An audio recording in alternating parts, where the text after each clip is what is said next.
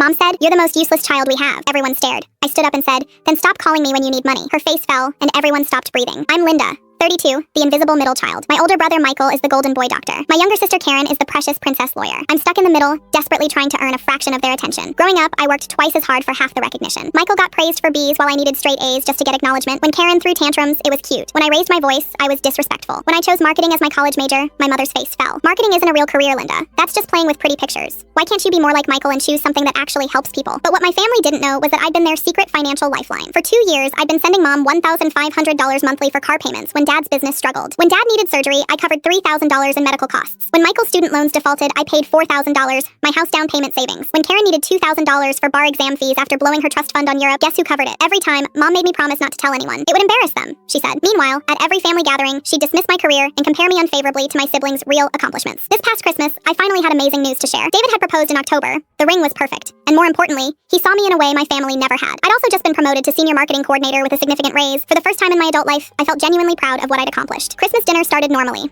I announced my engagement, showing my beautiful ring to polite congratulations and forced smiles. When Karen asked what David did and I said he was a high school English teacher, my mother repeated, "A teacher?" Like I'd said, "Unemployed vagrant." Then came the moment that changed everything. "You know, Linda," my mother said, looking directly at me, "I've been thinking about this engagement of yours, and I have to be honest. I'm worried about David. I mean, what kind of man proposes to you?" The table went silent. "What do you mean?" I asked, though I was afraid I already knew. "Well, let's be realistic here. You're 32. You work in a job that barely pays the bills. You live in that tiny apartment and you've never really accomplished anything significant. You're the most useless child we have. I just hope David realizes what he's signing up for before it's too late." The silence was deafening. Everyone stared at me, waiting to see how I'd react. For the first time in my life, instead of shrinking back, I felt 32 years of suppressed frustration finally finding its voice. I stood up slowly and looked my mother directly in the eyes. "Then stop calling me when you need money." Her face fell as I pulled out my phone and opened my banking app. "I'm talking about the $1,500 I've been sending you every month for 2 years to cover your car payments because Dad's business was struggling. I'm talking about the $3,000 I gave you for Dad's surgery when insurance wouldn't cover the costs. I'm talking about the $2,000 I sent for Karen's bar exam fees because she'd spent her trust fund on Europe." I started reading actual transactions. September 15th, 2022, $1,500 to Patricia Walsh for car payment. October 3rd, $1,500 to Patricia Walsh for car payment. November 7th, $2,000 to Robert Walsh for medical expenses. My father was staring at my mother with an expression I'd never seen before. "Patricia, is this true? Remember when Michael's student loans went into default?" I continued.